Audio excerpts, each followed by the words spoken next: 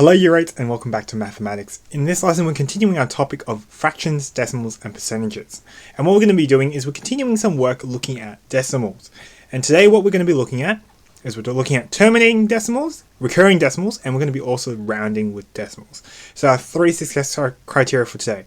We want to write fractions as terminating decimals, we want to write numbers as recurring decimals, and we also want to round decimals. So that's the three things we're going to be looking at in today's lesson. So let's start off by looking at what a terminating decimal is. Now here I've got a quick definition. A terminating decimal is a number with, and here's the word, finite. A finite number of decimal places. So what we've been looking at this section on decimals, and what we said was decimals are numbers where it involves a decimal place, and we've got numbers after the decimal place that represent numbers which are smaller than 1. What it means for what a terminating decimal is if the number of decimals that we have is finite. If it eventually stops at one point, that is an example of a terminating decimal. A terminating decimal is a decimal with is a number which has a finite number of decimal places. So eventually, our decimal places will eventually stop at one point. Now, you might be wondering, isn't that the case all the time? Well, unfortunately, that isn't always the case, and hopefully in today's lesson, we're going to actually talk about this. So finite just means eventually stops. So if something is finite, it eventually stops.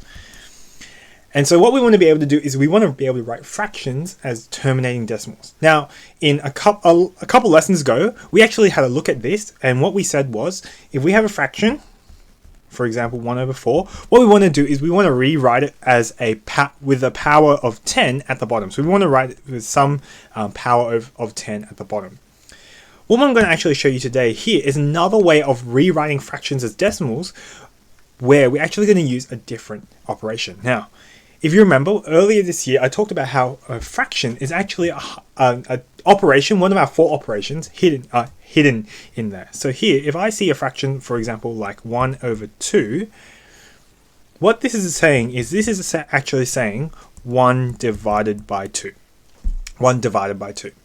And so what we're going to do for these decimals is we're going to actually divide and use long division to help me find a way to write these fractions as decimals. So let's actually have a go at that. So let's have a look at these examples. Example 1. Convert the following fractions to terminating decimals. So let's have a look at these two examples. The first one is 1/4. Now, what we set up here was that 1/4 is just 1 divided by 4. And so what I'm going to do is I'm going to set up a long division to actually help me figure out what this is as a decimal. So here I'm going to write this as, it's 1 dividing, other way around. 1 dividing into 4 parts. And so we're going to actually use long division to help me figure out what this is. So if you remember from last lesson when we did operating with decimals, what we did was we actually figured out, we tried to see how many times did the number outside my long division go into the number that's inside. So here, how many times does 4 go into 1? Well, unfortunately, 4 doesn't go into 1 any time. So I have to actually write 0 here.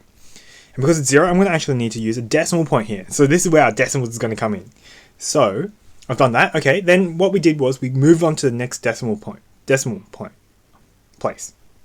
Okay, if I go to the next digit, actually, there's nothing there, which means I'm just going to write this as a 0. Okay. How many times does 4 go into 1, 0, or just 10? Well, 4 goes into 10 twice. And so here, 4 times 2 gives me 8, which means that I have a remainder of, well, if I subtract the 2, I have a remainder of 2. Okay, does 4 go into 2? Well, unfortunately, 4 does not go into 2. So what I need to do is I need to continue to move on to the next digit here. So here, actually, this 10 is actually 1.0. It's 1 still. I'm actually going to need to borrow a 0 from the next digit. So here, I'm going to go bring this down. This becomes now 20. Now, does 4 go into 20? Well, 4 does, in fact, go into 20. It goes into 20 5 times. I'm going to write here 5 at the top. And here we go 20. And we've got no remainder left, and so we're done. So here, 1/4 as a decimal is just 0.25. 0.25. And so here we actually use long division to help me figure this out. Okay, So if we want to rewrite fractions as a decimal, we can actually use this long division method. And this is an example of a terminating decimal. Notice here, our decimal goes 0.25 and it stops there. There's no other numbers after that. And so here, this is an example of a terminating, there's no other digits after that. This is an example of a terminating decimal. This number doesn't continue on and on and on and on forever. Okay, let's have a look at another example. This one's example B. I've got 7/8. Okay, 7/8. If you see a fraction, that means it's got a hidden operation of division. So here I'm going to write this as 7 divided by 8. And what we need to do is we need to use our long division once again. Okay, how many times does 8 go into 7? Unfortunately, 8 doesn't fit into 7, so I'm going to need to write here 0. And I'm going to put the decimal point. I'm going to put the decimal point here. I'm going to write in the next digit. So here I've got 70. Now does 8 go into 70?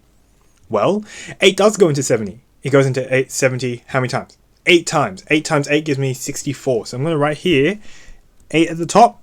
And 8 times 8 gives me 64. So I'm going to write 64 at the bottom. And I'm going to subtract the 2. So here 70 minus 64 gives me 6. And we just keep repeating that process. Does 8 go into 6? Well, 8 doesn't go into 6, so I need to borrow from the next decimal point. So here there's another 0, so this becomes 60. Does 8 go into 60? Yeah, it does. It goes into 60 how many times? It goes into 60 7 times. 7 times 8 gives me 56. So I'm going to go 7, and this is 56. And I subtract the 2. Now here I'm going to have 60 minus 56. It's going to be 4. So just remember, at each one of these points I'm subtracting. Does 8 go into 4? Unfortunately, 8 doesn't go into 4, so I'm going to need to borrow again and grab the next 0 and bring it down. Ooh. And so this becomes 40. And does 8 go into 40? Yeah, 8 goes into 40. It goes into 40 5 times. And when I do 8 times 5, it's going to give me 40, which is perfect. And so this now is done, and we finish this off. So here, 7/8 as a decimal, or a terminating decimal in particular, is 0.875. So that's how we can write fractions as decimals. We can actually write our fractions as a division and use our long division skills and actually figure out what these numbers are, what these fractions are as decimals. And what we notice here is that these are terminating decimals. After the 5, there is no other number that we need to keep writing on here. Okay, so that's this first section on terminating decimals. If we want to rewrite a fraction as a decimal, what we want to do is we want to do this long division method. And hopefully with some of these numbers, they actually stop. And if they stop, that means that they are a terminating decimal. Okay, so that's the first part. That's on terminating decimals. Now, the second part of today's lesson is we're looking at a thing called recurring decimals. Now, recurring decimals, and this is the definition I have here. A recurring decimal, or repeating decimal, is a decimal with, now the opposite of finite is infinite. Infinite.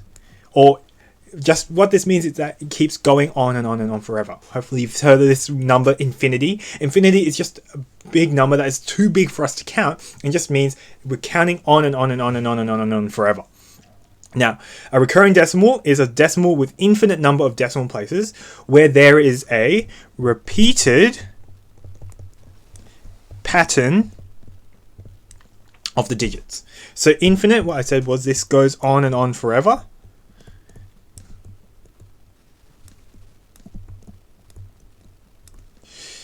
And what we're going to notice is sometimes when we have fractions where we want to convert them into decimals, what will happen is that when we do this long division method that we did up above, what we're going to notice is eventually, when we keep doing this process, it's never going to actually end up stopping. If we kept doing that long division process, it would keep going on and on and on and on forever and ever and ever and ever and ever. But what we would eventually notice is that actually at some point, that we notice there's a repeating pattern of numbers or digits that will keep occurring over and over again. I'm going to show you how we actually write that with these decimals. So here, let's have a look at that. So, write recurring decimals. So, express the following as recurring decimals. So what we have here is we've got two fractions, and we've got even a mixed numeral in the second example. And what we want to do is we want to write them as decimals. So just like we did in the previous example, what we want to do is we want to rewrite this fraction as a division. So here for this first one, let's have a look at this one. 2 over 3, we're going to write that as a division. 2 divided by 3. And we're just going to do our long division method that we did before. So let's go and do this. So how many times does 3 go into 2? 3 can't fit into 2, so I'm going to put a 0 here. So I'm going to be 0 point, and then we're going to go to 2.0. Okay.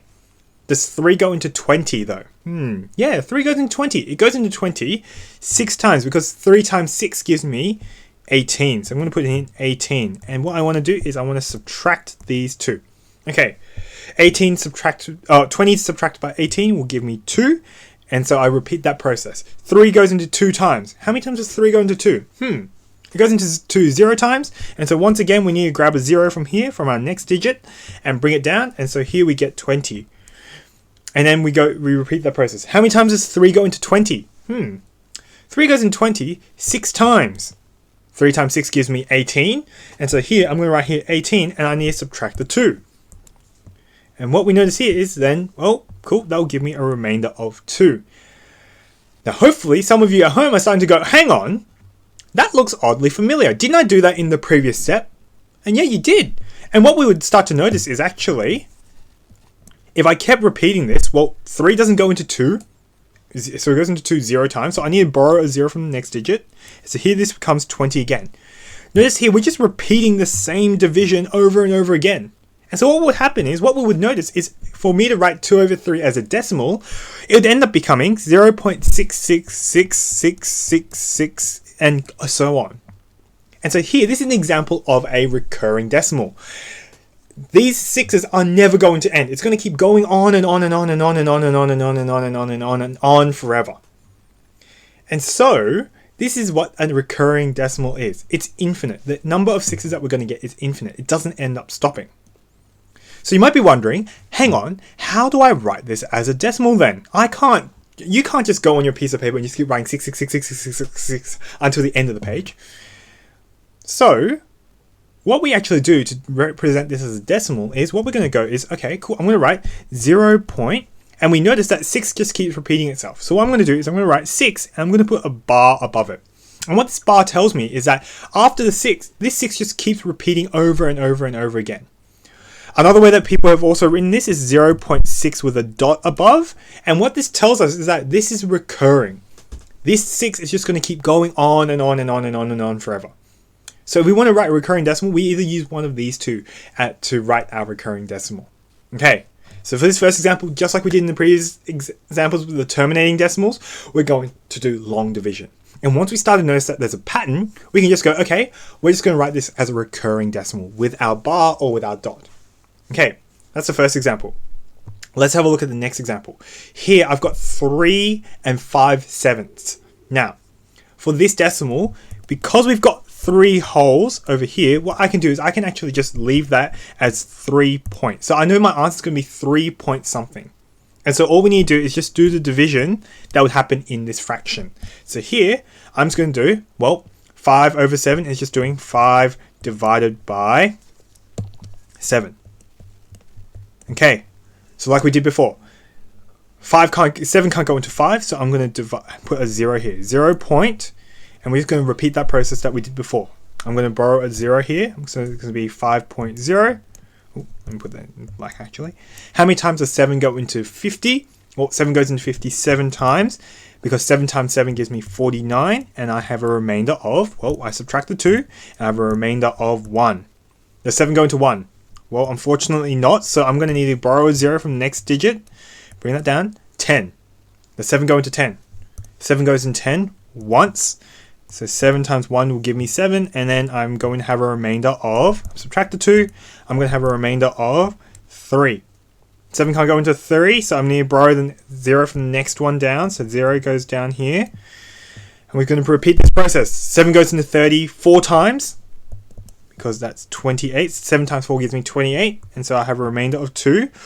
Okay, 7 can't go into 2, and I keep repeating. I keep dragging down that 0 from the next digit over.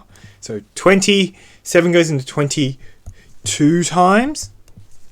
I'm going to zoom out a bit just so we can see it. 2 times 7 gives me 14, and so I have a remainder of 6.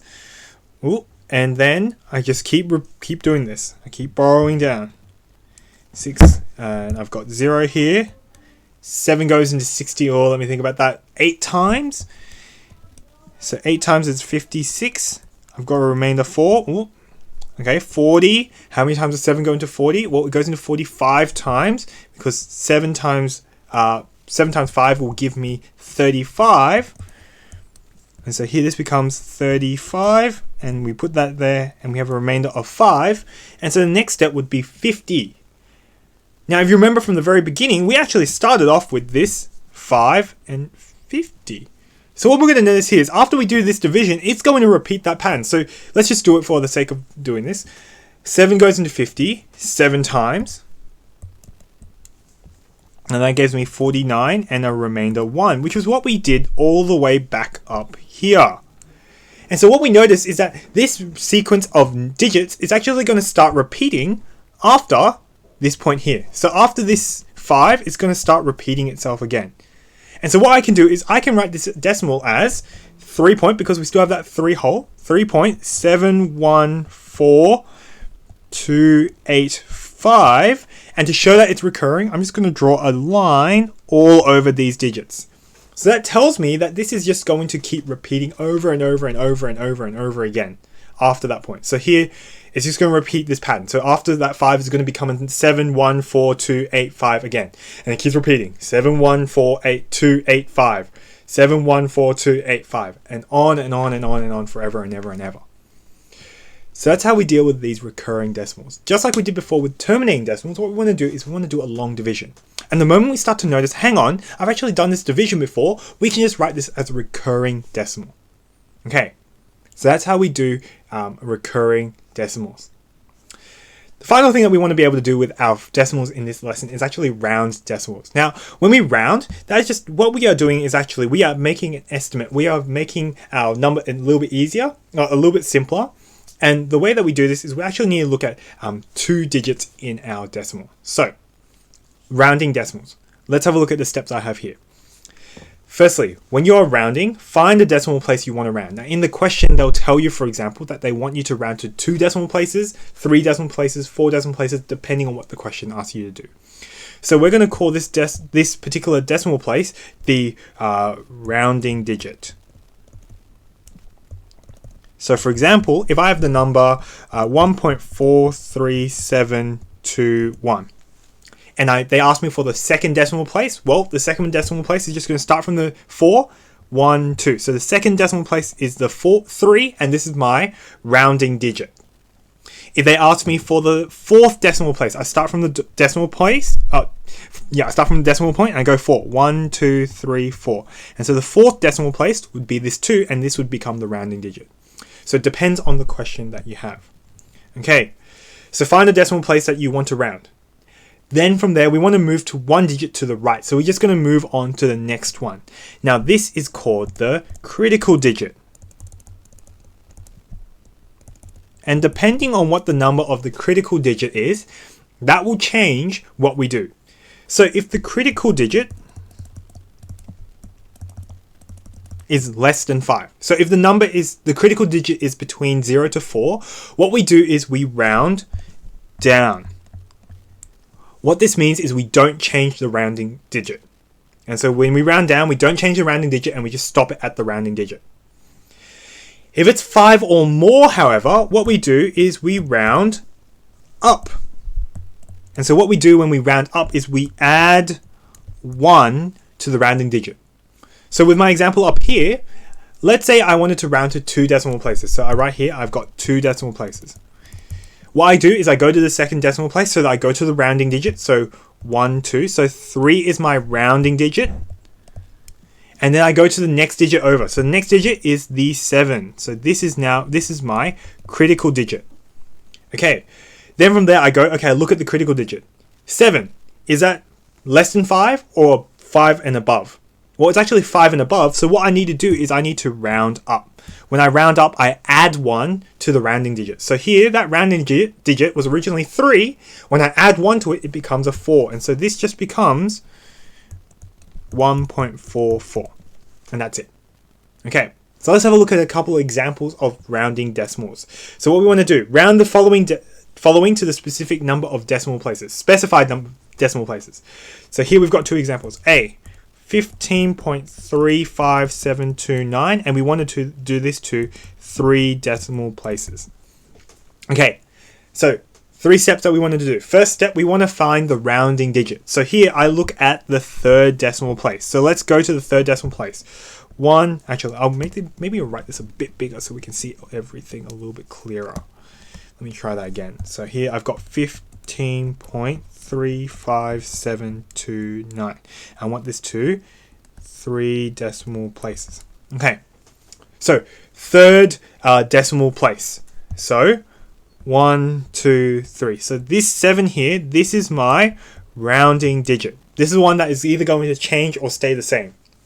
Okay, then from there we're going to move to the the digit to the right. So the one to the right is this 2 over here. So this is my critical digit. Then I'll look at that 2. Then I'll go, okay, is 2 4 or below? Or is it less than 5? Or is it 5 and above? Is it less than 5 or is it 5 and above? Now 2 is less than 5. So what I do is if it's less than 5, I round down. What I do if I round down is I don't change the rounding digit. So all I do is I leave the rounding digit and I just write it as a decimal there. So here this just becomes 15.35 and I leave the rounding digit alone. And so I just write this as 7 and I'm done. So that's how I round numbers. I find the rounding digit, find the critical digit, which is a digit after it. Then I compare the critical digit with its value. Is it 5 and above or is it 4 and below? If it's 4 and below, I round down. I don't change anything. So notice here, this 7 hasn't been changed. And then I just stop the number there. If it's 5 and above, I need to round up. So I would need to add 1 to that digit. So let's have a look at this next one. B. I've got 4.86195082. And I want to round this to 4 decimal places. So first step, let's go to the rounding digit. So here, I'm going to go to the 4th decimal place. 1, 2, 3, 4. So this 9 here is my rounding digit. Now, when you're doing this, you don't need to necessarily draw these arrows and go rounding digit. I'm cool with you if you just circle it or if you can do it in your head, that's cool too. Okay, next step. Then I go to the next digit over. So here, I'm just going to write it just so you know what we're doing. Next one, I'm going to go to the next digit. Now, this is a 5. This is my critical digit. Okay, so is 5 and below 5 or is it 5 and above? Now 5 is just on the brink, and here 5 means I need to actually round up. So what I need to do is I need to actually add 1 to the previous digit. So here, when I write this number, it'd be 4.86. Now, I need you guys to think about this. If I add 1 to that 9 actually becomes a 10. Now, we can't have 10 in one digit by itself. So what we need to do is we need to actually carry that 1 over to the previous number. So here, when I add 1, so what would have happened is I add 1 and this becomes 10. But because we can't actually write 2 digits in one digit spot, we actually need to move this 1 over to the next spot. So we need to add 1 to the previous one too. So here, this becomes 4.8620. And so here I've actually rounded my number. I've added 1 to the previous digit. So notice here, originally I had 9 and that became a 10. And the way I could see this is here I've got a 0 instead now. So the other way that I like to think of this is I had a 19 here. I added 1 to that and it became a 20. Isn't that cool? Okay, so that's how we round decimals. Hopefully that was helpful in explaining. So let's actually have a quick recap of what we looked at today. In today's lesson, we talked about terminating decimals first. A terminating decimal is a number which has a finite number of decimal places. And so if we want to convert from a fraction to a decimal, what we did in today's lesson is we actually rewrote our fraction as a division. And we had to do long division to figure out what this was as a decimal. Then the second thing was we actually looked at recurring decimals. Recurring decimals were decimals where the number of digits that we have in our decimal doesn't actually stop. It keeps going on and on and on and on and on forever. But what we would notice is that eventually, after a point, there's a pattern that happens, a recurring number pattern that happens with our digits. And so what we do is when we write this as a recurring decimal, we either use a bar or a dot above those digits. And the final thing was we rounded decimals. So when we round with decimals, what we do is we go to our rounding digit, then we move across one to the critical digit, and then we check with the critical digit. Is it 5 and above? If it's 5 and above, we have to round up. If it's 4 and less than 5, so 4 and below, we need to round down. And that means that we either need to change our rounding digit or we keep it the same. So that's it for today's lesson, Year 8. Hopefully that made sense. If there's any questions that you have, or if you're not sure about something, feel free to send a message or leave a comment in the Google Classroom. But until next lesson, Year 8, I hope you guys are staying safe wherever you are, and I'll see you in the next video. Bye!